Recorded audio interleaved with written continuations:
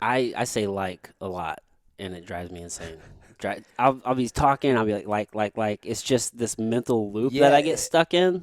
you just you don't realize it unless you. So I always hated hearing the sound of my voice, but the more and more like you had to do TV interviews or speak in front of people, you want to make sure that Yeah. you stop using those as much. Right. You know, and I think naturally we all tend to use them, but you just try to not use them as much. Right. Because sometimes when you watch yourself, you're just like, God, I can't believe I said that like a million It's times. so embarrassing. It's like you just feel this whole rush, just like this wave just come over you of Right. you just hate yourself for a moment. No, but I mean, like now you got the podcast, so it helps a lot, Right. you know. And I think like for myself, the more interviews and stuff like that, I tend to be a little bit more conscious about it Yeah. and try not to do it as much. You do a lot of media. Oh, Because obviously, like, I always try to do a little bit of research. Like, I don't ever want to, I always try to walk this line. I don't want to do too much to where it's like, I know every bit about somebody because, right. like, I want to genuinely, like, get to know somebody and discover things. But you want to know something, right? So you're just not, Of like, course, you got to walking do in a the little dark. research. And you have there's a lot of fucking media on you, is the point. Well, at You've been least, crushing it, dude. well, I appreciate it. I mean, you know, like I said, it's one of those things where there has been a lot of media. I've been very fortunate to get it. But I think it's also because of the work and the community aspect of what we've done. Right. And, you know, that's why, you know, like I said, I've been fortunate to be able to do that. But, you know, it's just, I have a little bit of a platform, so I kind of want to, you know, promote good stuff. You know what I mean? Hmm. And so Right. it's just like, you know, it's always like doing something in the community. Like I'm a polio survivor, so we do a lot of, Right. I read that. yeah, so we do a lot of like community. We do a lot of good charity work for whether it's like the March of Dimes or Mm. Pedal the Cause, which is Yeah. cancer research, or you know, on and on and on. Yeah. You're Straight very much rescue. a pillar of the St. Louis, like, community. Well, I grew up here, man. You know, even though I wasn't born here, this is my city. You know, I grew up here. We came here in 1980, so you know, I pay my taxes here. I got my friends here. You know, this is my city, and you know, people helped me along the way. You know, we've earned everything we've gotten, but people have helped along the way, and the biggest thing to do is to pay that forward. You know. Yeah, yeah. That so like community and like family and culture, like that's a huge like foundation for you. Like a principle that you just kind of live by. Yeah, I mean, you know, it's been such a, you know, St. Louis has been good to me, Yeah. and obviously there's been some things in St. Louis that's been bad to me as well, but that's just life, right? Right. But you know, I think one of the things that you know in our nasty climate these days, I think we lack. You know, you talk about empathy, right? I Yeah. think it's one of those things where we lack empathy and compassion. We all want the same things. You know, we're not very different. We may look different, but deep down, we all want the same things. And I think what ends up happening is we don't talk to one another as much. And you know, nowadays in the age of social media, Right. uh, everybody's just on TV or they're playing video games. Like when I was growing up, there were no cell phones. There were, you know, it was like, Right. hey, go down there and play with Adam. You know, it's like, well, I don't even like that. We don't even speak the same language. You know, and you know, mom or your mom be like, I don't care. You know, just Yeah. go talk. And so you're forced to interact with one another, but you also learn a lot of communication skills and you learn a lot from one another. And then deep down, that helps with the growing process, Right. you know. Right. And it's just one of those things where, like for me, I've always been the only Asian kid. I grew up on the hill, Yeah. so I've been the only Asian kid in an Italian neighborhood.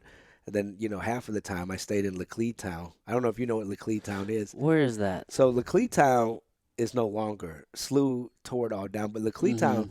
it used to be across the street from Harris Stowe State College. Yeah, I know somebody who grew up there. I actually had him on the Oh, podcast, right like on. right at the beginning. So crazy thing. We're the only Asian family in Laclede Town, so predominantly black neighborhood. So, you know, growing up for me, I've always been in those uncomfortable situations, Hmm. but it never felt uncomfortable because I was just being so used to it, you know. Right. I can definitely relate that. So, like Sure. growing up here in Missouri, I grew up like in it's Potosi. It's probably it's a small little town, not very many people.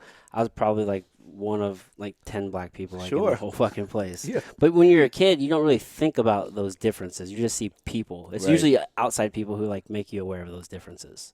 It's never usually just like, oh man, like I'm way different than you because all you see is just people. Like at the end of Right. the day, we're all just people for sure. But yeah, dude, St. Louis is it's an interesting city. I always say like we're a hidden gem because we have such an awesome culinary scene, which is obviously like something that like you're a part of like building. I feel like the scene here is so crazy. Like nobody thinks about St. Louis whenever they think about like restaurants or activities or places to go, but we're like we have an awesome city here for culinary and just a whole bunch of different things. Yeah, I mean it's been great. I mean, Food and Wine magazine has labeled us numerous years top 5 food city in the country. Yeah, Excuse me, man. I you're got these you're allergies. good, I man. apologize. It's all good. So, it's Take your just, time. um, yeah, I mean, St. Louis, they keep calling us a flyover city, but the food scene and the talent and everything that all the chefs have been doing together Yeah. has brought that kind of tourism and, attention to St. Louis. And the culinary, food's art. It's like fighting. It's like anything, right? It's an attraction. It's something that people put their, whole lives into, their heart and soul into, and that translates whether it's fighting, whether it's in a painting, whether it's in a dish, and all that brings people together. It's like sports, art, food. The term breaking bread. That's what it means. Food brings everyone together. So, Right. we could. It's like music. Everybody could be of different backgrounds, but then the Snoop Dogg song comes on. Everybody knows who Snoop Dogg is. Right. It brings people Right. I together. mean, it's just like it's one of those things where it's like that's what it does. And yeah, like you said, I mean, it's weird, right? Because as a kid, you look at each other and you just see people. You don't really see color. And obviously, you growing up out there have dealt with a lot of racism. People don't want to talk about racism. People don't want to talk about what's out there. Yeah. But until we confront, it's like if you know, it's like your uncle, right? It's like your father. You love your father, but you'll always point out his faults because you love him. Right. Like you don't agree with him on everything. It's like, Dad, that was really wrong. I can't believe you thought that way. That was really wrong. And Right. if you don't point stuff out like that, he can't be a better person. Right. And so, when we point out things like this, people, it's uncomfortable for a lot of people, but in order to fix something, you have to be uncomfortable, right? 100%. You got to have those uncomfortable Yeah, I conversations. mean, so growing up where in Potosi or whatever, obviously there's not that many black folks out there, but like I've seen and dealt with so much racism in the restaurants, from my customers. It's sometimes it's indirectly, they don't even realize it. It's Yeah. oh, I can't believe you speak English so well, or oh, do you consider yourself an American? I Y- mean, what kind of question was that? Yeah. It's like I am an American. What are you talking about? You got here when you were like 6 months, a No, year? I got here when I was 3, You were so three. 1980, right? Okay. So I've been here and I've lived in St. Louis my whole entire life. Right. So from 1980 till now, I mean that's 40 years Yeah. plus. So it's just one of those things where you're just kind of like, people they don't realize they're doing things, and we need to point that stuff out. Right. Like I remember we had a conversation. I usually don't like to get into politics with some of my customers, but I remember there was a situation to where it got kind of serious, and I was like, you know what? It's not that busy right now. I'm going to indulge these guys. And there was that question. It was like, you consider yourself an American, right? And I was like, I don't consider myself an American. I am an American clown. Right. Indirectly in my head, I'm like, I'm an American, you idiot. Yeah. And so I was like, no, I'm an American. I was like, I don't know why you think any differently. He goes, well, and I was like, no, I don't know. Right. And he talked about. He goes, well, why do you? He asked this question. He goes, why are there all these labels? Why are you Asian American and African American and Mexican American?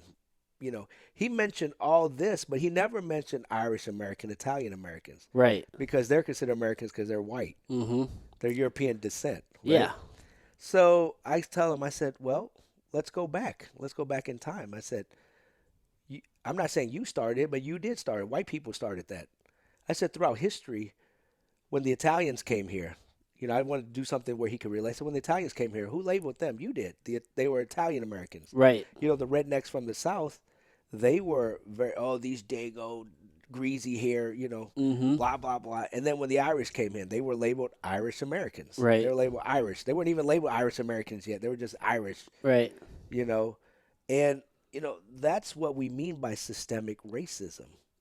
So that has been embedded, and then it's just like a trickle down effect, right? So then later Right. on, I said, you did white bathrooms, colored people bathrooms. Right. I said, so, you can't expect people to change when you, the white person, has embedded those labels into the rest of the country since the beginning of time. Right. There's a lot of like psychological things Correct. that you don't realize are going on, Right. right? Yeah, and I said, hey, I'm not blaming you. I am not blaming you, but I'm just telling you, you're asking me a question. I'm just telling you, if you look at history, this is why these things exist. Right. So, he looked like, and it was crazy because I'm telling him this, and I can see the look on his face like he's never thought of it like this. And I said, you know what, I've got to get back. But I said, I'll tell you what, let's put it this way. I said, if you're straight and white, you have never went to the Supreme Court to fight for equality. I said, women have. I said, women have fought for voting rights. Blacks have fought for, voting rights, civil rights, gays. I mean, whatever. I said, if you're straight and white, you have never been to the Supreme Court to fight for equality. And he goes, wow, I really never thought of it that way. And I said, you're welcome. Right. And I just said, have a nice day. But I mean, like I said, I'm not so much where I'm giving people a pass, but I'm saying like, at some point, obviously, everyone, we have our own responsibilities to, do right and do good and keep pushing forward. But, there have been things that, those are things that we need to think about in order to move society forward. Right. There's that empathy, that compassion to kind of understand, why things are the way they are. Things don't change overnight. And Right. this stuff, like whatever we see and all, stuff doesn't just happen overnight. It's been there for, centuries. Right. Yeah, I think you made a really good point because like I've always really like pushed back to the whole like why do we do the African American, the Irish American? Like why do we do that? Like we're all just Americans. And Sure. at the end of the day, this is a country of immigrants. So it's like it's so weird. We're such tribal beings that we want to just like label things and be in groups and it's just it and we're quick to forget, which is what really gets me because the people who were originally immigrants are mad about other people immigrating. It's just like, what in the hell is going on with Well, that thought it's process? that cycle, it's that like the son that gets abused ends up abusing their son. Right, It's that nasty. It doesn't always happen that way, but I mean, there's some connections to that, right? And humans are awful people.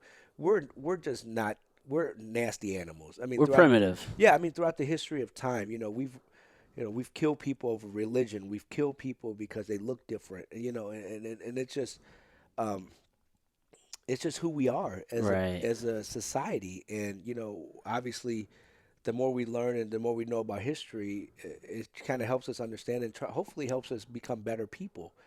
And that's the whole thing, right? The education process, the understanding of why things are. It's not just this just didn't happen overnight. right, And so, I mean, look at what we do to dogs. You know what I mean? So, I mean, we're just awful people, but obviously there are plenty of good people. But hmm, the thing is, we just have to, if we were doing that to each other, it's like it's not a shock or surprise that we have the capability to continue forward and doing that nasty stuff oh yeah, continually, 100%. you That's know. that's the thing. Like in today's like world, I feel like there's obviously like a lot of like racial tensions in society today, and a lot of the finger gets pointed at like just like Anglo English like the European like UK fucking like the British Empire, like Right, white right. people for lack of a better term, like what I'm saying, like that's where all the Sure. blame is put. But like if you look at society and humans over time, we like that there's just we have this ability to take advantage and do harm to other people. Well, you're absolutely right. And, also, I mean, just look at you and me sitting here and look at you talking about, it was you were a fighter and you didn't have much empathy because it was me, me, me. And so you did Right, this because you want to hear other people's perspective and, talk to and get to know people and to kind of understand people. right, And so even though we have the ability to be awful people, we also have the ability to be great, wonderful, understanding right. people. And so, The more we talk, like you and I are doing right now, the more we have the ability to become better. Right. And this is an important thing that you do, um, because this is, the podcast these days are really, it's a conversation, right? Right. And we need to have more conversations because I find more and more we have less conversations Yeah. and we just find people that agree with us, which teaches us nothing. So many of us are living in an echo chamber Right. today. It teaches us nothing because it's just like, until we can see each other and talk to one another, that's the only way we can understand. Well, I never thought of it that way. Oh, man, I get it. Mm. I didn't go through that, but now I understand why, you would feel that way because I never been through anything like that, so I couldn't understand, and vice versa. You know Mm. what I mean? Yeah. So, without conversation, without, a thoughtful conversation, Yeah. no changes happen. No good changes happen. How did you get to this place of like such like empathy or like being like direct with people so that way you can like have those conversations? Age. Just age. No, I think, well, it's not just age, but I think, growing up in the restaurant business, uh, it's just one of those things where I've dealt with so many different walks of life. We're the band of misfits. It's like I don't get WashU graduates, knocking on my door for Yeah. a dishwashing job. You know what I mean? So I'm just like, do you have a pulse? Okay, you can start. You know what I mean? So it's one of those things where it's just kind of like, you've had to, let's put it this way. I've had some people that I've hired and they were like the absolute worst. Until now, they are the absolute best. And I trust them with everything. Mm.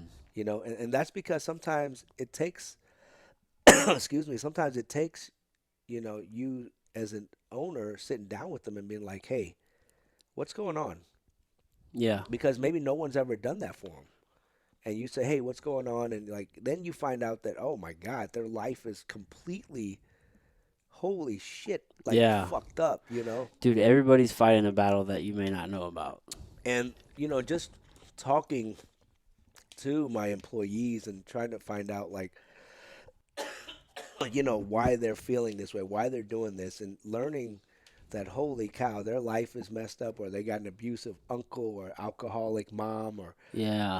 I mean, whatever it may be, you kind of be like, okay, I tell you what, then you can say, I tell you what, let's, I'll see what I can do to help, but when we're here, let's just bring this together. And a lot of times, no one's ever talked to them this way, Mm-hmm. and they've never felt like a sense of like camaraderie or Right. Like somebody's like there, family. right, like someone's actually there for them. They Right. care about them. And so, like a lot of, like I said, half the times it doesn't work out, and it's okay. Mm-hmm. But half of the times, just a gesture like that changes someone's life. So an act of Right. kindness and understanding. And so, I've kind of learned that through the years, and it's just one of those things where, I can't sit here with you if if I don't have a team working and doing what I need them to do while I'm out marketing or, Right. Like working on the business instead of in correct, the business. correct. And so it's just one of those things where they need me to do the right things.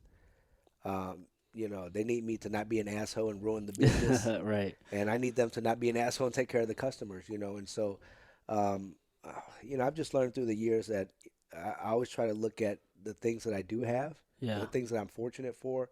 And also, try to give that back to my people. And that's why they've been with me for so long. Yeah, I'm a big believer in just like, the energy that you put out there is what's returned back to you. So like just the law of attraction. I'm just really big onto that. So just putting positivity out there and just it may not always come back to you in that instance, but in the grand scheme, I feel like overall like life is usually a whole lot better whenever you're just caring about people and like actually showing them empathy and compassion. And you're 100% right. But I think also like what happens is the more you do it, the more you can recognize, Mm-hmm. who feels the same way. So therefore, your circle becomes a better circle. Yeah. You know what I mean? Because Yeah. if you're a dick, then you're only attracted to other people who are total dicks, and then it just becomes like you're just a bunch of miserable Yeah. douchebags. Bunch You know what I mean? of, It's bunch just of like, assholes right? in You're the pack. just right. But I mean, like that's the thing, right? You kind of recognize, who has good intentions and who Right. has a good heart because you've dealt with those types of people, and that's how I am with my circle. Yeah. It's And you like, get better at it. yeah, you do, you definitely do it, and you're a good judge of character. Not all the time, we're humans. We're always going to make mistakes and Right. misjudge a bunch of things. You thought maybe you back parry it and counter, but then sometimes it doesn't work You that way. slipped the wrong Right, way. you slip the wrong way and get popped in the nose. So but the idea of kind of what's coming. Right. So it helps better prepare you for situations like that. Right, yeah. It's definitely one of those things that you got to work on because like I've just found as humans as a whole, like it's so hard for many of us just like see past our own struggle. I feel like a lot of times, especially with the whole like everything today, like somebody will say Black Lives Matter, and then somebody will say All Lives Matter, and then it's always just like, well, well, this other person just isn't seen from somebody else's perspective. And I feel like a lot of people will, like, they'll mistake things related with like race, for example, with like an economic struggle. It's Sure. like, dude, like, yeah, we're both dealing with this economic struggle, but you're not also dealing with this other component. But Correct. you can't see past your struggle to recognize this other component, and it's just it's a vicious cycle. It is a vicious cycle, and that's the thing. It's like, instead of you and I know, like, sometimes when you get in the ring, you gotta, sometimes you gotta step back, fight a little defensive. Yeah. You can't just come out swinging all the time because you get a chance to get knocked out real fast. So you Right. have to. It's a chess game, and so I think in life you're right because does Black Lives Matter? Yes, it does. Do all lives matter? Yes, it does. But right now, Mm-hmm. it's Black lives that are getting really crushed right now, and so it's just that type of argument. Just because it's not like what's that term? What do they say? It's not like pie, right? Yeah. Equality is not like pie. If somebody eats a piece and there's less for everyone else, no, it's not. Right. It's not like that at Yeah, all. it's it's not like that. We can all get a piece, Right. but the thing is, I read, somebody said something where it's not like cancer, right? You have blood cancer, and then everybody goes, well, all cancer matters. No, you have blood cancer. We're gonna focus on blood cancer Right. right We now. gotta fix that Right, problem we're gonna too. fix that problem first because before it spreads to everything else. Right. And that's kind of like the idea because that's the thing. People, the media, and I think there's been so many twists and turns about the idea of Black Lives Matter. And I think that that's where people get defensive, and you shouldn't because it's your fellow citizen, it's Yeah. your neighbor, it's your cousin. You know what I'm saying? Right. So it's yeah, like there's nothing wrong with saying Black Lives Matter. There should be nothing wrong. If you get defensive hearing Black Lives Matter, there's something wrong with you, Right. in my opinion. Yeah. Things get so fucking messy really fast, and I don't know why. Because when a lot of people say that, they're literally just it's like on face value, like they're just saying Right. but then you get this, then you start like creating organizations and funding, and people start throwing conspiracy theories to it, and then like all of a sudden there's this statement, and then there's this organization, and then there's maybe two or three organizations, and then nobody knows what is what, and it's Right. like people are saying this simple statement, and then this other side starts counter arguing for this other thing that's not anything to do with this thing. Right. And it's just like, Right. what in the hell are we talking about? Like, we need to like figure out like what is the common ground, like like we need to agree on some terms and then like move forward. It gets so fucking And crazy. the thing is, you can do both. Yeah. Like, you can support Black Lives Matter, and you can also support the police. Yeah, I mean, 100%. I don't know why that it has to be one or the other, because I have a lot of friends in law enforcement, and they know where I stand, and I'm just like, Yeah. I support the police. I also support Black Lives Matter. 100%. But the thing is, it's like I also support what's right. So it's also, just because I say Black Lives Matter, that doesn't mean I'm anti-police, Right. or just because I support the police doesn't mean I'm anti something else. Right. You can do both. You can walk and chew gum at the same time. I mean, because we need everyone. We're all community. Mhm.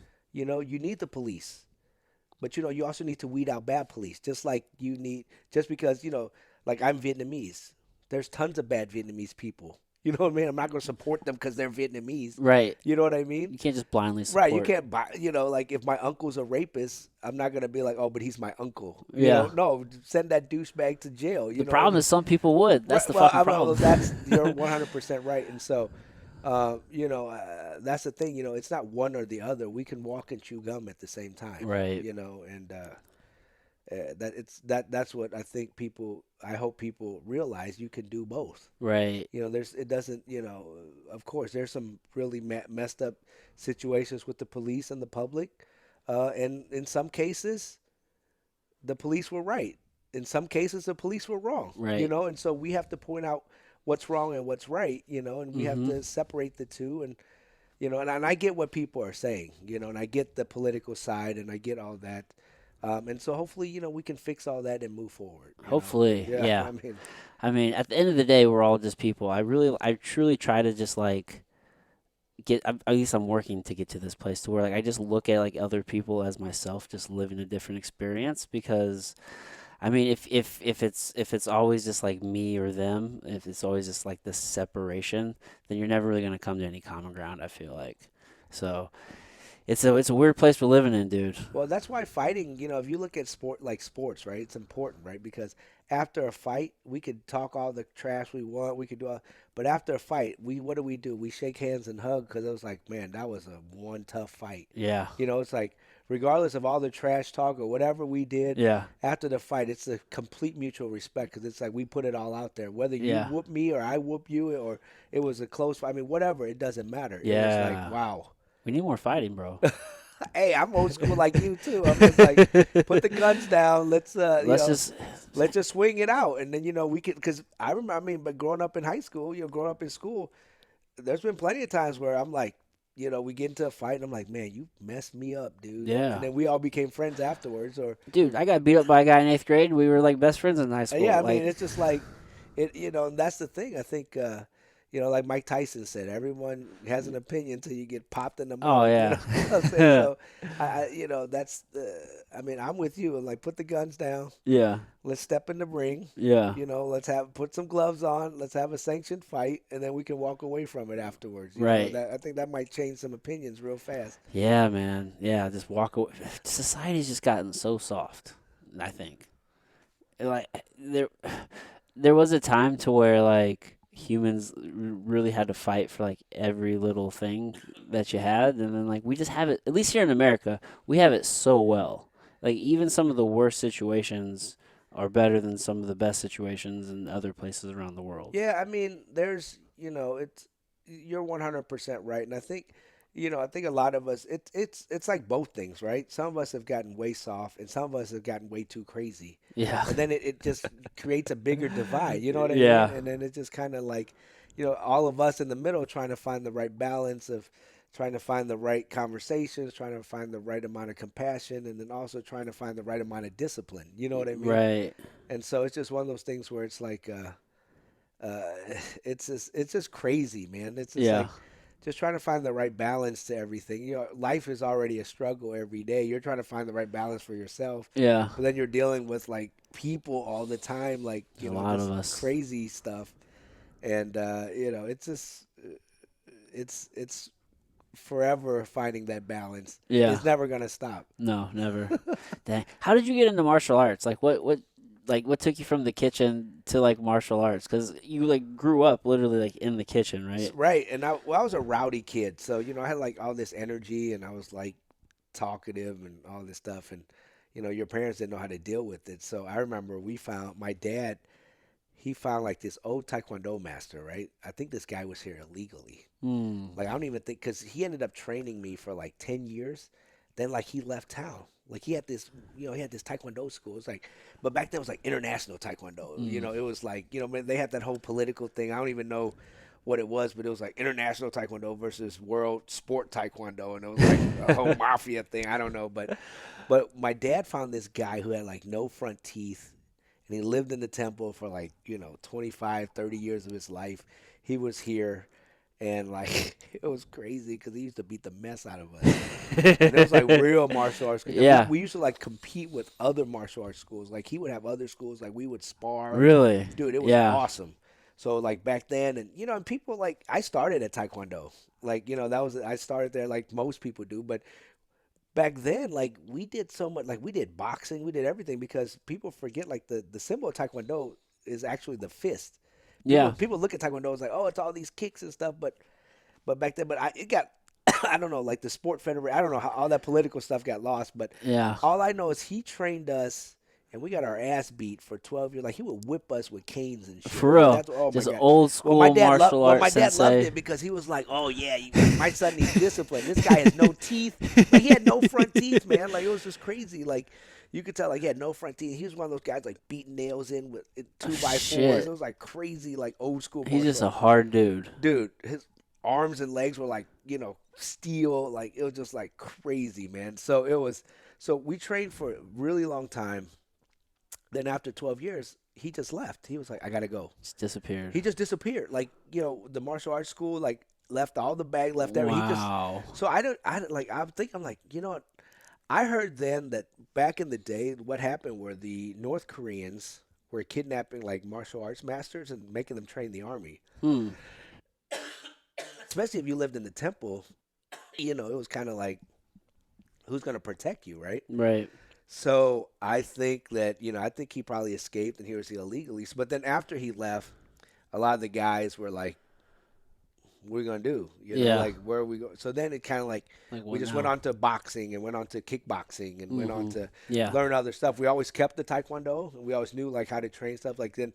But then like, then you were like, it became you in the 90s when UFC started, we ended up starting ourselves of mixed martial arts, Right. mixing it up with boxers and kickboxers. Right. I never really mix it up with, grapplers, never really mix it up with wrestlers, and so it was just kind of like I was always a striker, Mm-hmm. it's kind of what I always did. I mean, eventually in the end, you kind of learn sprawling and you learn like, some takedown Right. defense and this and that. But, being that, being with my health condition, I stopped fighting, a Yeah. while ago. But, I never got a chance to really dig into that Yeah. even more. But Well, in those early days, like, grappling was just it was so like rudimentary. There wasn't a ton of like options out there to go learn it. So I mean, it just makes sense to kind of focus on the striking aspect of it, especially here in St. Louis. It's such a boxing town and kickboxing. There's a really good kickboxing scene like back in the day. there was. And I mean, like St. Louis, it was crazy. I remember fighting on hardwood floors, full contact tournaments. Like hardwood floor. Only thing you had on, like you didn't even have headgear on back in the day. Oh shit. Like it was some serious like fighting, in like a square like this Yeah. where your rug is, and then just like full fledged like hardcore, Just just human shin cockfighting. guards and your hand guards, shin guards, Yeah. and you had a chest guard, and then like no headgear. Like it was just I was like, damn, this is Dang. serious, man. Yeah. But I mean, yeah. So I mean, I grew up as a martial artist. Yeah, I don't really do much anymore. I just I still train. I haven't boxed since February of last year, since COVID. Oh really? Last time I boxed was February last year, where we would, I would box, once a week, Mm-hmm. sometimes twice a week, because like with my leg condition, it's kind of hard to kind of kick and stuff like that. I still move around a little bit, but it's just now I just do it just to try to shed some fat. Yeah. You It stay ain't working active. right now. What leg condition do you have? So, the polio. So when I contracted polio, I didn't even realize, but between the ages of like 18 to 40, Hmm. there's something that's called post polio syndrome. And so what happens is it attacks your nervous system. Oh wow. So some people they have complete shrinkage of their limbs, or they have muscle atrophy. So I have complete right leg, like I have right leg, right calf muscle atrophy. Oh really? Yeah, so it's just like it's crazy. So I can't lift off of my right foot. Oh wow. So like you're It drags. yeah, it's like not like So like they're when not they're not firing, like your muscles what aren't contracting correct. oh So like wow. I remember like sometimes with boxing, I'm like, why is my pivot so slow, or what's going on? Like my leg just drags, and so I've had to compensate. Like if I need to pivot or a certain move or somewhere, then I bump step, Mm. so or I have to do more hopping Yeah, you in find a order. way to Yeah, make so up for it. but the crazy thing was I was like, man, but I sprained my ankle so much growing up that I always thought like I was like, why do I keep spraining my right ankle? I have no idea why. And then, my right calf starts to deteriorate. and you never see the back of your legs. Yeah, you don't ever You look don't at ever that. notice it. And so a year and years go by, then the doctors are like, like a chiropractor or something, like, hey, your left calf is swollen. You're just like, well, it doesn't feel swollen, because your right calf is Oh, so shrinking, they're judging them and they're saying one's swollen as right, opposed to the other as one opposed to the other, atrophying. right. Wow. And so it's crazy, and so it's just kind of like, so it's, like I. I think it's stopped now because I think there's no more muscle left for it to, you To know, like eat through. eat through. But it's kind of like, well, I don't know, like I may still walk normal as I Hmm. get older, or I may have to walk with a cane. I mean, who knows? Yeah. But as of right now, I can't run, so I Hmm. can't run long distances because I can't push off, so it Right. hurts my ankle. Yeah. But I can still do plyo. What I've been doing, funny, my wife actually, she did the greatest thing. She ordered Insanity Max 30, so Okay. we've been working that out at home, and it's kind of helped because it's kind of strengthened my foot because a lot of it is just like jumping jacks and like Right. just kind of like all kind of like just like quick jump move, quick hop Yep. moves, and Real low. real low. Yeah, so it's not. It's just but it's nothing like heavy, nothing like true plyo and stuff like Right. that. So, um, it's 30 minutes, so that's helped like strengthen my right foot a lot. Yeah. To help with because obviously I can't. Right. Yeah. You can only do so much. Do you ever like work out in the pool? You know what? People tell me that all the time, but don't have time to like Yeah. because usually it's like if I come home from work or something, then I'll go downstairs, get on the elliptical or then like flip on the P90X or something like that, Yeah. or like now that everyone's vaccinated, I may feel so next week I was talking to my buddy Jake. I'm like, hey, you want to box again? He goes, let's go. Get back into Let's it. get back into it. So I mean, that's kind of like it's kind of like everything is like kind of restaurant people, we call it on the fly, right? Because Mm. we everything I do is on the fly. It's hard to schedule me for something Yeah. because everything changes all the time. Like it's just like, oh God, such and such didn't show, or Yeah. oh No, I totally get we it. just picked up this catering job for tomorrow. It's like, all right, I'll be there, and Yep. it's just kind of like, You just gotta be ready for the opportunity yeah, always. right. So it's just kind of like it's hard. So usually like at night or something, it's like the time where I get to come Kind home and work out. Okay, so like the evening times is your time for that. What's a day look like for you, dude? Well, actually, it's great that it's great. It actually worked out here because I got a new puppy. Okay. So I sent my new puppy to Happy Tails Oh, just right right up up the the road street. here. Yeah. So I was like, oh, that when I punched in the address, I was like, oh, it's right around the corner. So I was Perfect. like, perfect. So I dropped my dog off. So I'm with you today, and then like right now, after we leave today, like my phone's rang like 4 or 5 times I bet. already. So I bet. when we leave today, when I get out of here, I'm gonna look at my phone. And I'm gonna be like, okay, where do we need to be, or who showed up, or can you write this check for this? You know what I mean? So You're it's kind of right. like, my days are, it just Pretty. kind of depends. Yeah. Pretty like unpredictable. Yeah, Yeah. well, the Unpredictable. crazy thing now is it's kind of, I've learned instead of like micromanaging and being like inside the restaurant, I've learned to play CEO now with 3 restaurants because it's like, oh my God, okay, when do we got to film what? Okay, I do that. Yeah. Then we got to, do this, or this person called for you, or the CPAs are like, hey, can you redirect this? Yeah. It's tax season right now, so they're like, hey, can you Yeah. move this over? We need to do this, blah blah blah. So it's just it's nonstop. Like I'm literally living on my phone in the car. Yeah. I bet, dude. It has to take a lot of trust. Oh, it does, and that's the thing. It takes time, and I've got a great team. Um, I'm very fortunate for that, and that's why it's just a reciprocating of love. You know what I mean? Yeah. It's a reciprocating of, hey, if I got something, tell me what you need, or you try to help your staff, and you try to like bump pay as much as you can without really hurting yourself. Yeah. I mean, you just made it through Oh one God. of the most like, it's unprecedented, right? Like there's never been a time like last year, The especially for the restaurant industry. Yeah, and for everyone too. And I think I don't think people realize how much it affects you mentally. Until Yeah.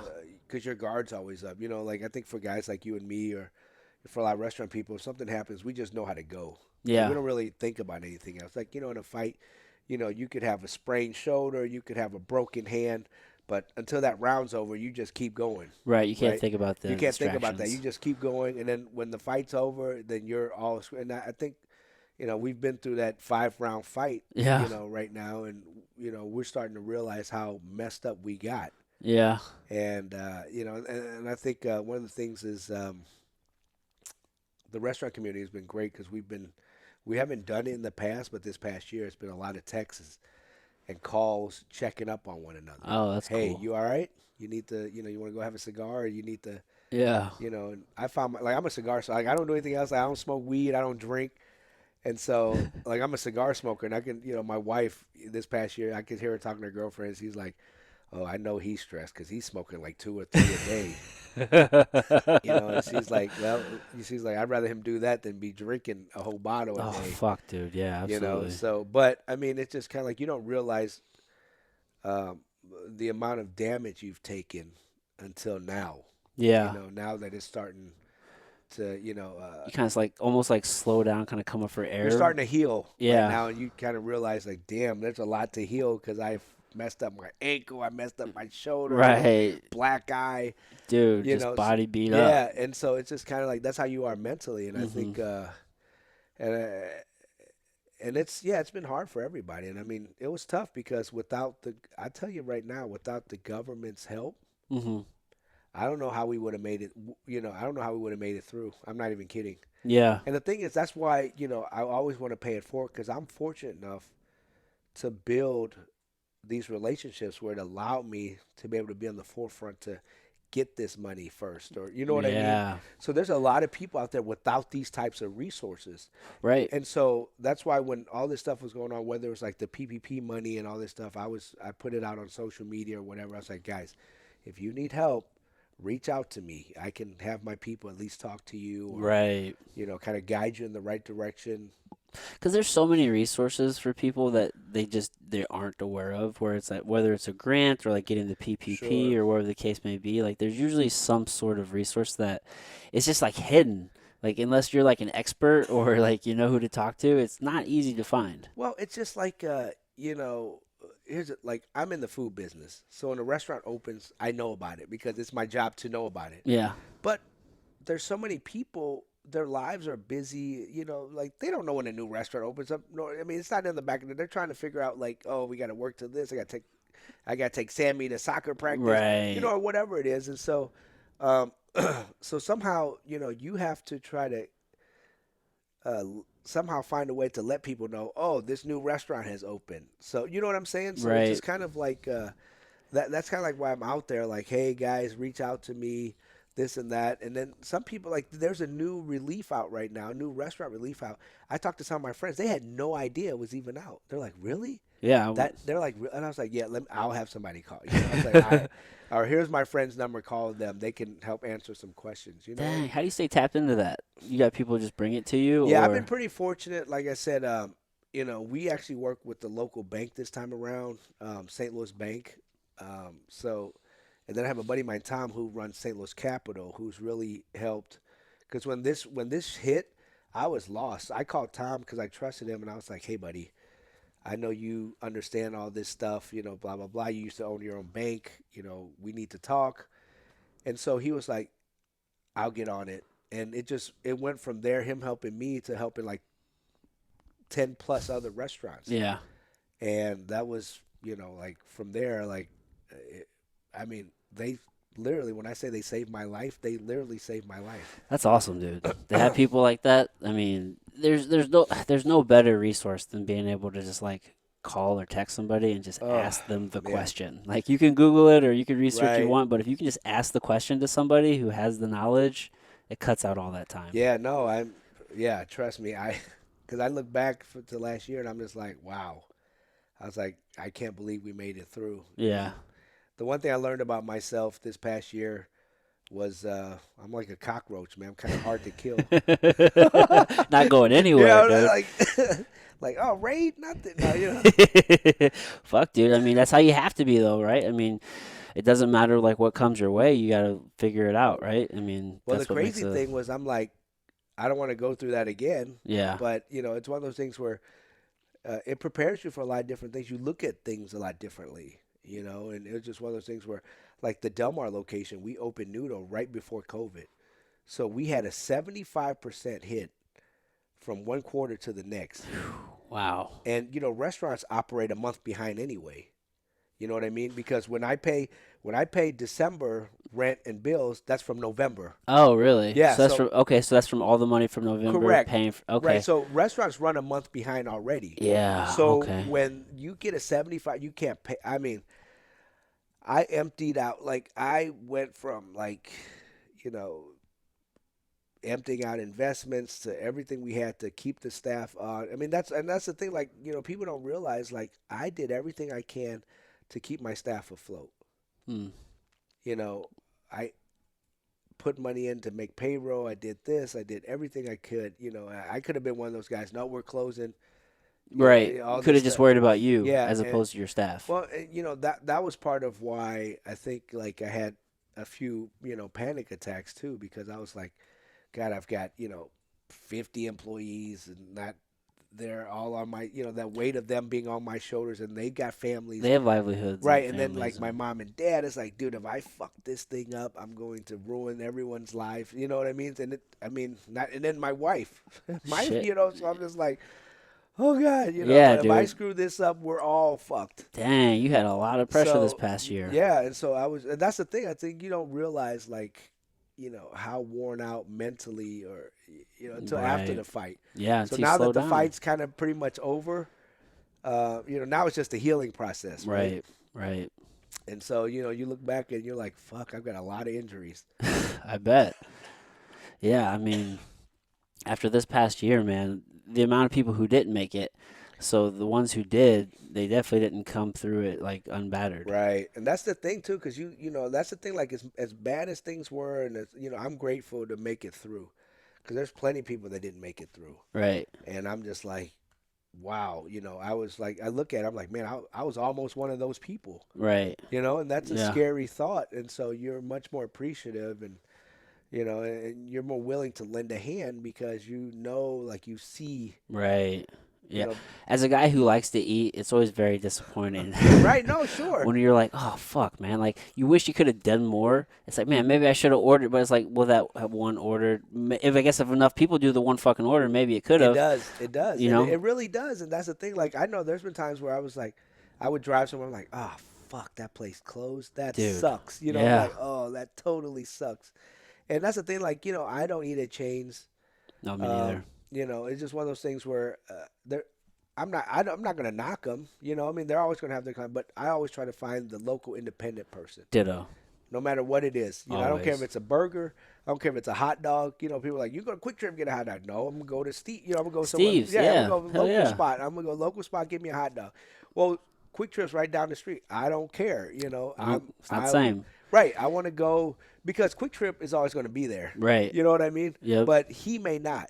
Well, and also it's more than just like the commodity of like a hot dog. It's Right. like it's the experience, it's the atmosphere, it's the people. It's Sure. there's just so much to it. Like one of my favorite things is here especially, but anytime my fiance and I we travel, we're always just trying to find the local spots. I don't want to just go to a spot that everybody knows about. Right. You know what I mean? Like I'm trying to find the good places and like what's unique to this area. Yeah, like like you get a steak. Why you go to Roof Chris anywhere in the country? Exactly. There's two of them in St. Louis. Right. It's like, why do if I want to visit a city, I want to find out who's the local steakhouse that's been here for 30 years. Or, Right. Whose family. You mean that's where you want to go because that's unique to that city. Right. It's like nothing wrong. Not to knock Ruth Chris, but I mean, there's nothing.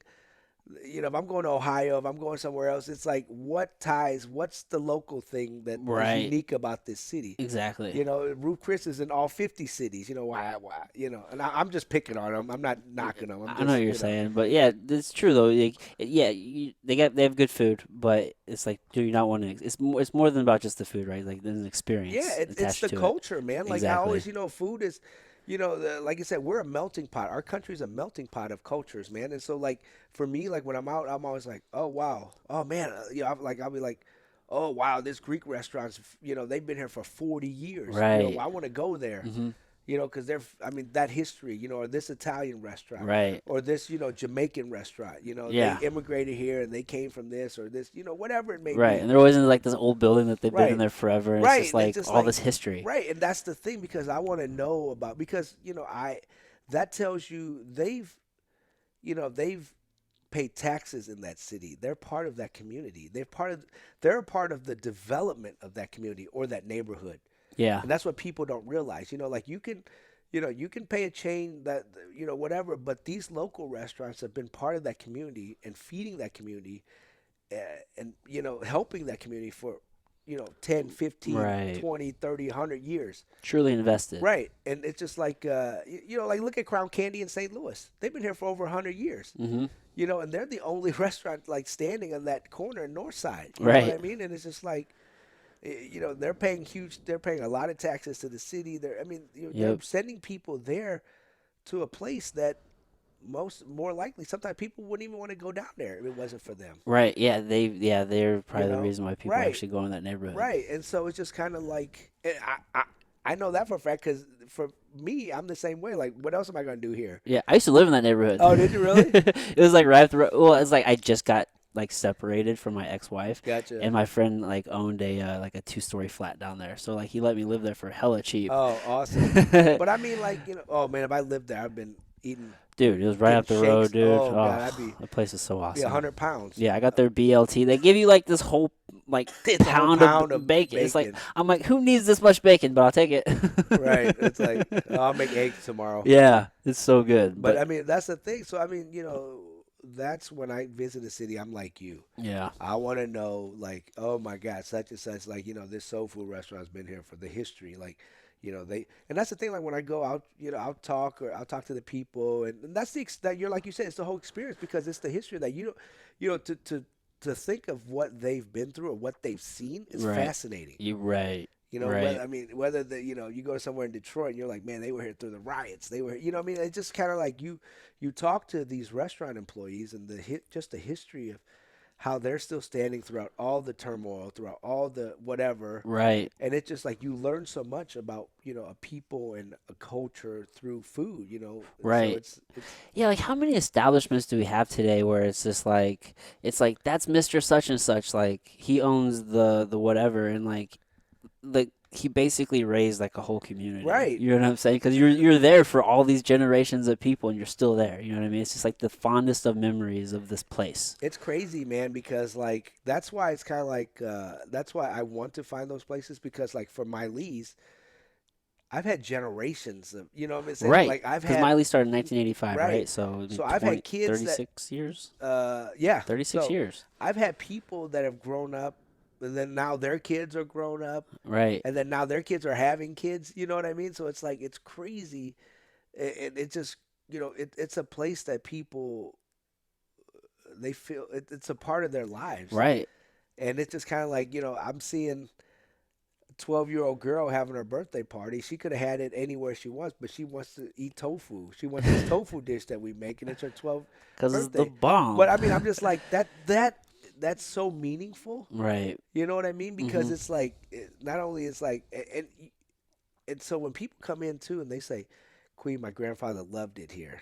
He passed away, but he would have loved to been in this new spot." I mean, that's such an impactful and meaningful thing, for myself, but to them to say like, man, my grandfather would have, I wish he was alive to see you guys move into this new place. He loved you guys. You know what I Yeah. mean? And so just, I mean, just stuff like that. I mean, it weighs on you and you're just like, wow. Yeah. It's like the impact is greater than Right. just serving food. Right. And Like, so, yeah, for sure.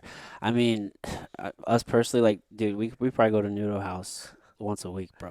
I get the curry up ramen, dude. Oh, That is man. my shit. I appreciate it. It's, Just so much flavor. The amount of flavor that you guys put in your food is just it's unbelievable. Just layer on layer on layer. It's Dude, just so good. I appreciate that, man. That means a lot. We've worked hard on it, and it's crazy because we opened like this fun ramen shop, but we're jungle Asians. So me and my partner, Marianne, she's Filipino, I'm Vietnamese, so we're jungle Asians. So we're like, all right, we got to put a little southeastern twist to it. Yeah. And that's what we did. Like that curry ramen, it's not traditional Japanese curry. Right. It's got coconut milk, lemongrass. You know what I mean? So then we kind of mushroom coat it, and then Right. to give it that extra pop. And it's just kind of, I mean, we just kind of played with flavors and just making sure that we add a little Southeast Asian twist to what we do because that's who we are, right? Yeah.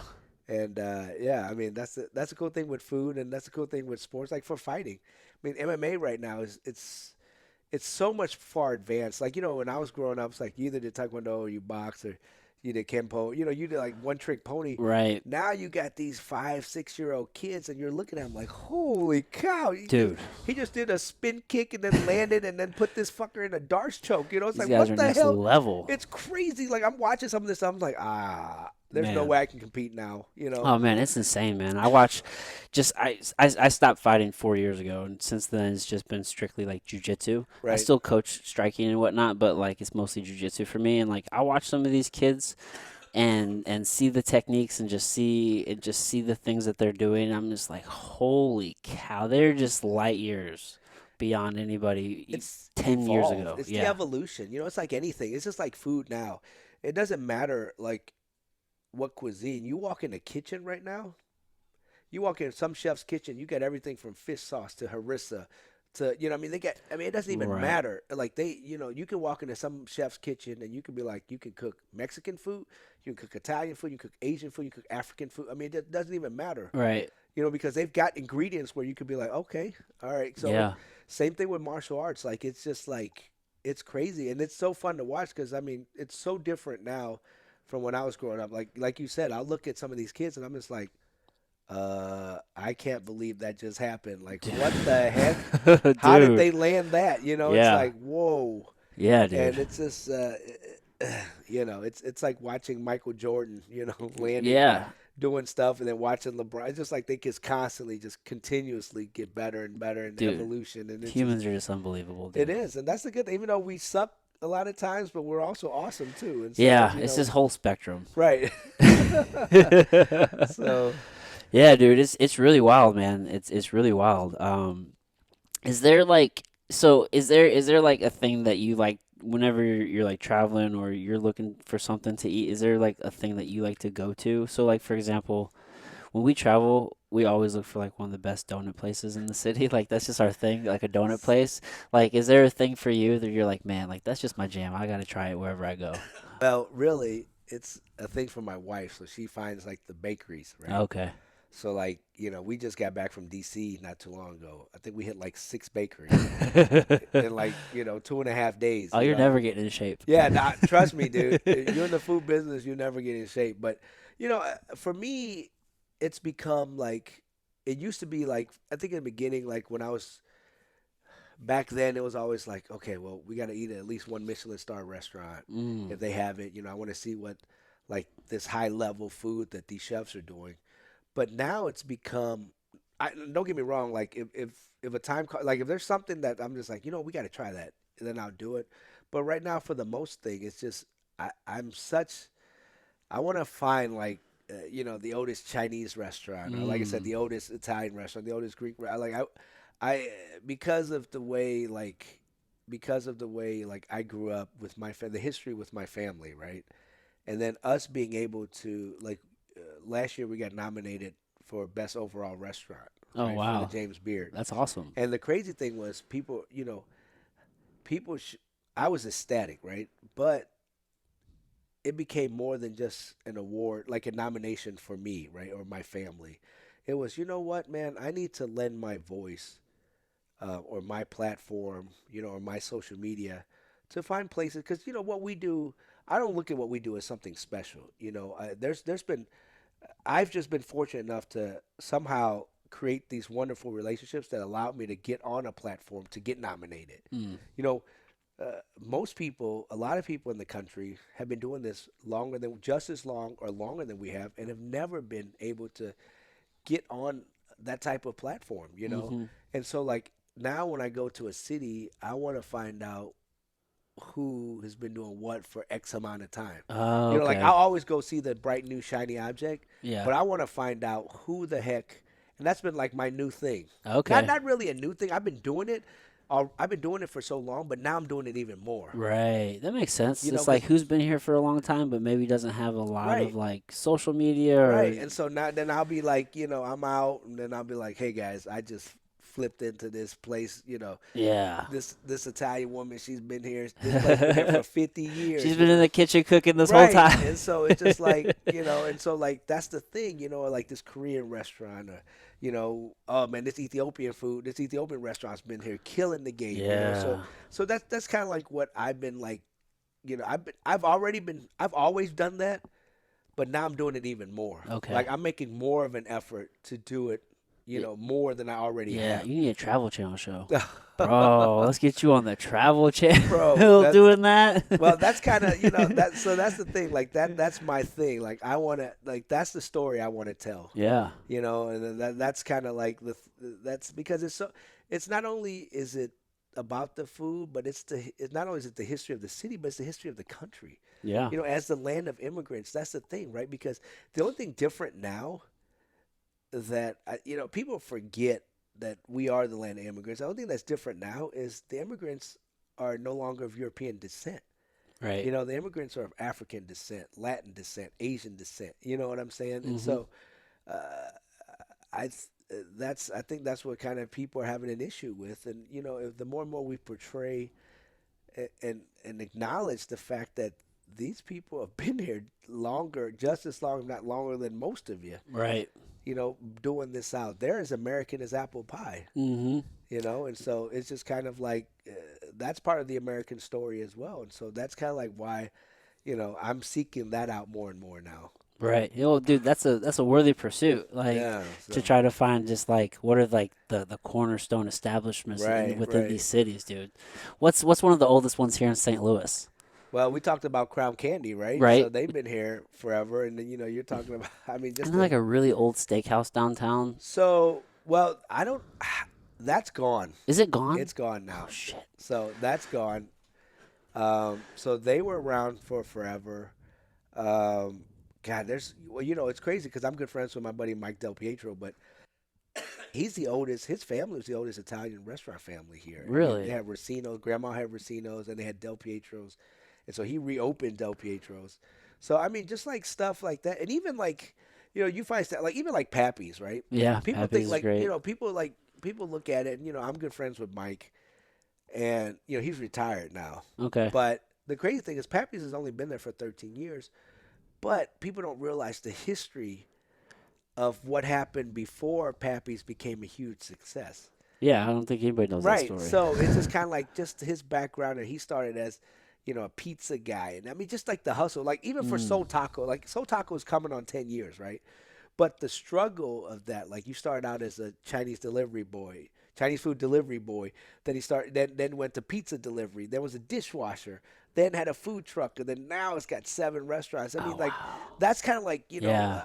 I look at stuff like that because that's what I want to find out. Like what's going on here? Yeah. What happened? Like that's so important. Right. Yeah, I love that story too because it's like you literally paid your dues, Right. learning every aspect of the Right. Right. business and just grinding it out Just until you finally built something. Like there's something about building something that it just attracts me more than anything. It's just like what did you do? How did you do right. it? But the cool thing is the atmosphere of it. Because I think everybody feels that same energy. Right. Like I don't know. Like hopefully when you walk into Nudo, hopefully you feel like it's just hustle and bustle, and then we've just kind Mhm. of been grinding for so long to create this. Like even though we've only been there for 3 years, but it took 3 years to even get to that. It took three Yeah. years to even get to open it. Yeah. It's a cool atmosphere, man. It almost kind of reminds me like you said Soul Taco, Right. like just kind of like just vibrant and just like full of energy. You Right. know what I'm saying? Like So very yeah, it's a fun place. yeah. I mean, it's kind of like because it's crazy because it's like it was fun for us eating our way through the country, Mm.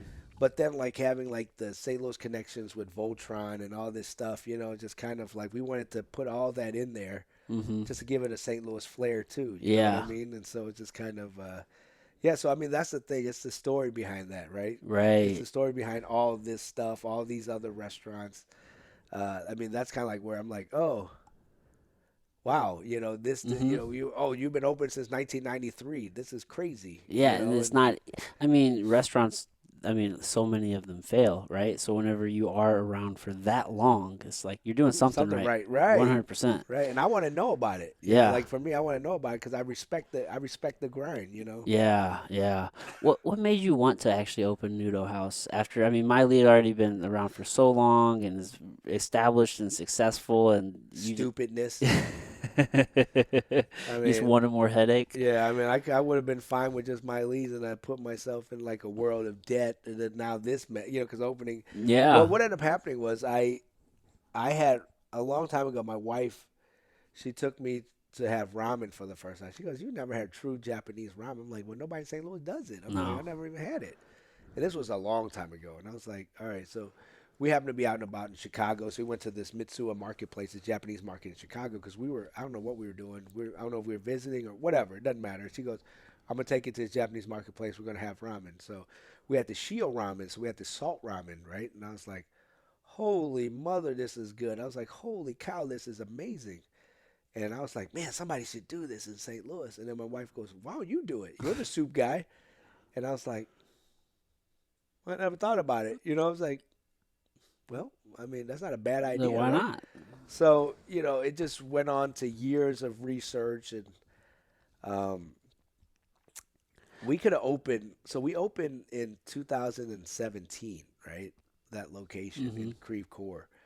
But the crazy thing is, probably could have opened in 15, but I decided not to because I was like, this still ain't right. We need to Mm. get this right. We need to do something because I was like, heck, I got my leads. I was like, if I do this and fail, it's going to be a complete failure. Like, it's going to be a complete, like, I'm a total bum, Yeah. because I mean, with the reputation that my leads has, I was like, dude, I can't screw this thing up. Right. So that's when I sought out Nakamura and we Yeah, I got him read in that. from, yeah, it was just like crazy because that kind of what steamrolled everything. Because when I got him here, like not just St. Louis publications, but nationwide publications were like, "What the heck is Nakamura doing in St. Like, Louis?" how do you even get that guy to come to St. Louis? You know what I'm Dude, saying? I Like, just did my research and I was just like calling, making calls. Like it took me 6 months to even get a hold of him. really? Yeah, and then because I knew it was so busy, but I knew he's consulted before, and like finally, it was just crazy that we just kind of like somehow connected. And I talked to a person that helped translate for him. Mm. And I was like, "Hey, listen, if he says no, he says no, but I can't keep calm." Like, it's been 6 months. You guys got to give me some, give me a little love Give me here. some. Right. And so that was the thing. I said, "Hey, listen, this is who I am." He can look up the website. He can look me up.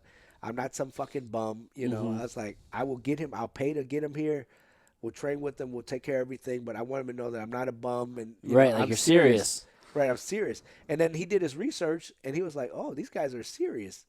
And then after he came to St. Louis, he loved it. Like he loved it. I mean, this guy from Tokyo, he was like, "Man, the food in St. Louis is outstanding. The fried chicken, the pizza, that like he loved everything, especially the barbecue." Because I got all these slabs of ribs from Pappy's. There was one slab left, and he goes, "Can I have that?" And I was like, "Yeah, chef, that's for That's all you. you. That's all you. Take it. You can have it anytime." He goes, "We don't have barbecue like this in Tokyo." He goes, "There's nothing like this."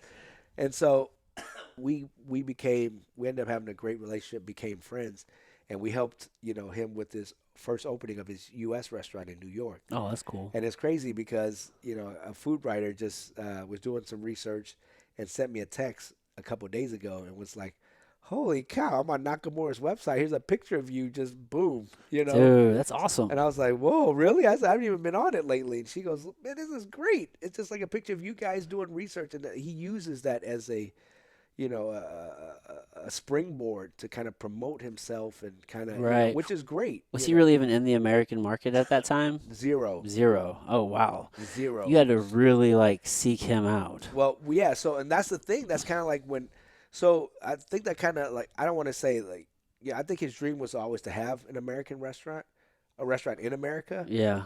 And he has two now. So, in New York. And that was the catalyst, Yeah. like So, coming here to consult. but it's great. And it was just kind of, it's just kind of neat because we have such a great relationship and, I can seek him out anytime. And, Yeah. And it just, I mean, to say I can talk to one of the four ramen gods of Japan anytime I want is, That's insane. and I never call them though. That's the crazy thing because you don't want to bug them. But Right.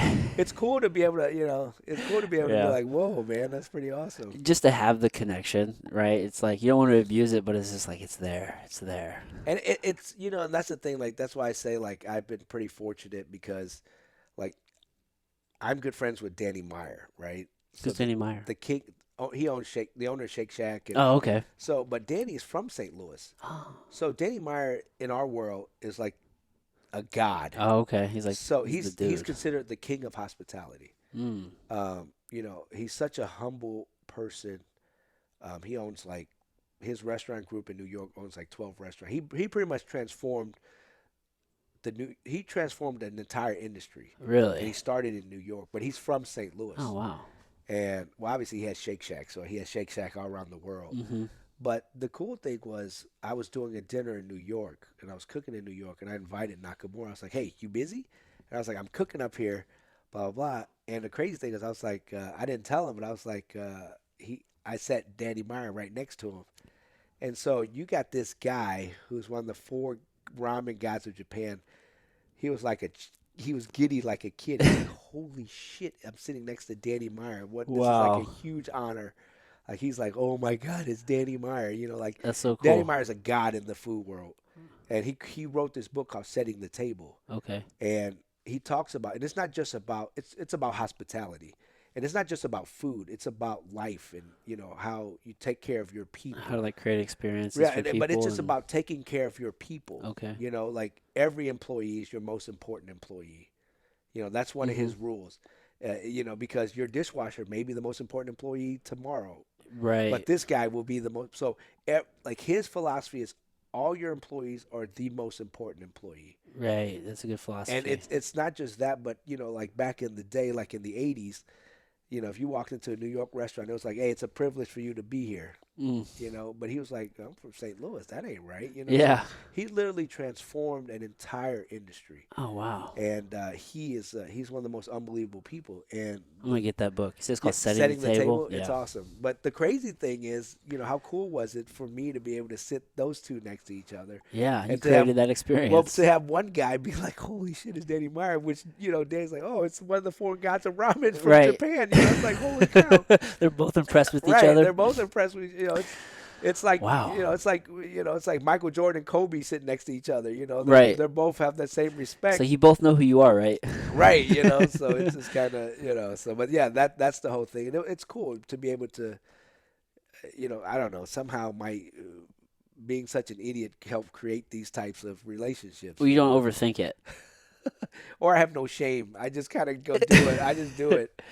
Dude, I feel like so many people would hinder their progress just because, for whatever reason, they'll talk themselves out of it or create a reason why you can't or I just tell people sometimes you just got to go streaking, bro. just do Just it. do it. Yeah, No bro. matter, you know what I mean? For real. You just got to go and put yourself out like that. You just got to You do only it. got to be brave for a little bit of Right. time. It's like they'll forget about it, but if you do that, you may catch someone's attention. You may get Yeah. arrested, or you may get someone. Either way, it'll be Right, memorable. right, right. So, That's so funny. Have you considered like opening restaurants anywhere else than St. Louis? you know, I don't know. Or is it even worth it? I don't know if St. Louis is the next move. Again, this year we kind of want to focus and bring everything back and make sure that we stay afloat. Hmm. We recover from what happened last year. So, Yeah. if I do something in St. Louis, it may be a different concept. Or right now what we're looking at is possible opportunities in other cities. Well, yeah, I guess maybe I think sometimes I mumble. That's why did you want to like maybe open up in a different city than St. Yeah, Louis? there's a couple opportunities that have uh, lend its way to me, and I'm going to wait and see Okay. what happens here. We're gonna, like I said, we're gonna focus on St. Louis right now to make sure that Yeah. we bring everything back, Yeah. and making sure that we do everything the right way to kind of come back from last year. That makes And sense. then next year, I'm going to look at, I think these possibilities, these opportunities will still be there, Yeah. and from there, we'll look at that. But I'm always looking at possible expansion. Yeah. I mean, you're a true entrepreneur, right? I mean, I'm a true idiot, maybe. I don't well, know. you also started the was it the PPP company, personal protection, Yeah, so we started a PPE company, PPE right? equipment, yeah. Yeah, so we started that just to help people out at the time, just to see, we can always have that. My buddy does all printing and stuff like that, so we kind of like just kind of funneled like all the other businesses. It's hand in hand, right? Because it's Yeah. like restaurants need PPE equipment, masks, gloves, stuff like that. But then they also need printing of shirts and this and that. And if we can get it to them for cheaper, which I know we always can, then it helps everyone out Right. because it's just like a lot of restaurants are always, and being a community person, people are always like, Qui, who's doing this for you? And then I'm like, well, I always give people my connections. Sometimes it works out, sometimes it doesn't, but when it works out, it's great. Yeah. So I'm more than happy to give people whatever. Man, it's so useful to like be able to like tap into somebody and be like, "Hey man, who do you use for this?" or who do you go to? I actually just messaged somebody yesterday about something. I'm like, "Man, I want to work on this for a project. Like, who are you using for this?" Right. It's great. I mean, It helps so much. But yeah, you're definitely like you're doing more than you're not only in the restaurant business. Like, you got a lot on your plate for sure. it doesn't stop either. That's the thing because people are like, will it ever stop? And I was like, I don't know. I don't think so. I think it just gets, it's just like that, that hay that you just kind Yeah, of, it just keeps getting bigger and bigger. And I think it's just, just you keeps just going. accept that. Right. Yeah, you just get better at just dealing with it all. Yeah. You think you'll ever retire? You think you ever stop training? No. Yep. So that's the same answer. Yeah. Kind of like me, I figured that would be your answer. It's kind of like me. It's like, even though I'm out of shape, but I'm always like, yeah, let's hit some mitts, or Yeah. let's run a couple drills Yeah. or I something. don't even know what retirement is. Like, I know what the idea of it is, but it's just like, at what point, why would you stop You doing just can't. I something? think people like us, we can't stop, I can't. because we'll stop when we're dead. Is kind of Pretty the much. idea. Like, I just feel like I always got to be doing something, building, improving, learning. It's just better. It keeps you mentally sharp. Forget the physical aspect. It's the mental aspect. Like for me, I'll never have a six pack. I'll never have all this again. I won't look the way I used to look when I was fighting, but I just want to keep my mental sharp. Keep your mind sharp. Do you read? Are you a reader?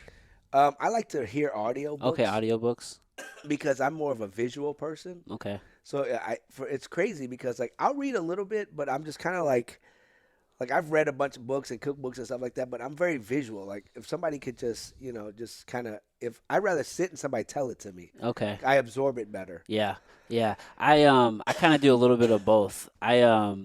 As far as like the audibles though, like more recently I read like quite a few, like I say read. I listened to quite a few like Michael Pollan's books. Mm. I like the way he writes about like food and cooking and different things. I was wondering if maybe you had consumed any of his stuff. He's great. I mean, there's so much out there that it's just one of those things where I'm like, I haven't even read through. Well, there's maybe like half of my cookbooks I haven't even gone through yet. Yeah, And I just like, oh there's only God, so much there's time in the so day. much, but there's so much to absorb. Yeah. And it's just kind of like, yeah, there's only so much time in the day. And so it's kind of like if something pops up, I'll buy it. And then Hmm. it just sits there until I get to it. You know what I mean? But it's Oh yeah, always there. Like, I do that too. my wife, we got like, she built like these built in bookshelves and it's completely full of nothing but like cookbooks and. The stuff you intend to get to. Yeah. And I mean, and I've gotten through half of it Yeah. through the years, but it's just kind of like, it's kind of like wine collecting, right? You buy so much wine, you can't even drink all of it because you're Right. like, I can't drink it fast enough. Yep. There's just something about collecting things. Yeah. A lot of these dude, sometimes I'm so weird, dude. Sometimes I'll listen to an Audible book and then I'll buy the actual hard copy. Just Yeah. because I I mean, want to have the book. well, because a lot of times there's certain things in there. It's quicker for you to flip to, where it's at, so it's quicker for you to flip to it than to like fast forward it, Yeah, or just that's find true.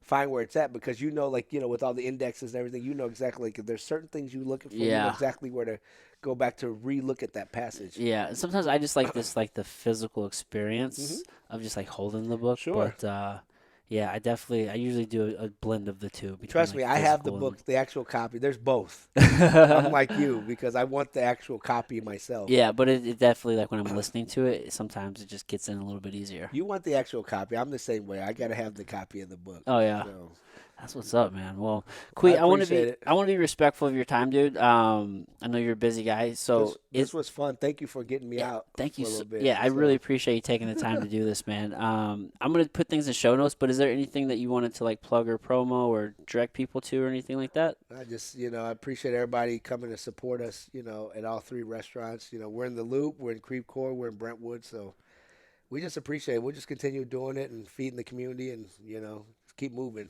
Dope, man. Yeah, and people, if you're in St. Louis, you have to check out this man's restaurants because they are phenomenal. My man. All right, Appreciate everybody. it. Till next time.